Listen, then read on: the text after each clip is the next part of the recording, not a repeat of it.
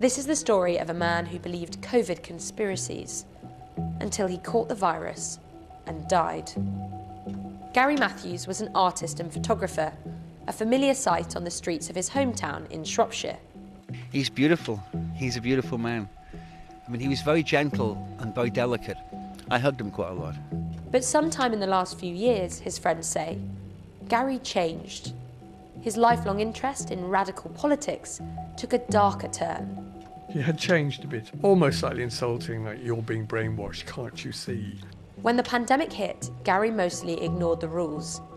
Then, in January 2021, he caught COVID-19 and died, leaving his family and friends distraught and searching for answers. I had this real heavy, watery chest, and also angry because it didn't have to happen, and yet it had. I'm Mariana Spring, the BBC's specialist disinformation reporter, and for the past 2 years I've been investigating Britain's COVID conspiracy movement. It's a hodgepodge of groups and people with a huge assortment of beliefs and assumptions. And many in this fringe but significant movement think that the pandemic has been manipulated or even created by shadowy forces beyond our control. Thing is, there's a real human cost to all this pseudoscience. For my new podcast, Death by Conspiracy, for Radio 4 and BBC Sounds, I've been investigating what happened to Gary.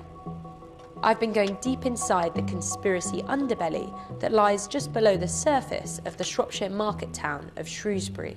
And I've learned how Gary's death has been hijacked by conspiracy-filled local groups. People in Shrewsbury have accused me of being a murderer because Gary died, and have shouted out murderer to me in the street, blood on your hands. If that's honestly what you think, then arrest me.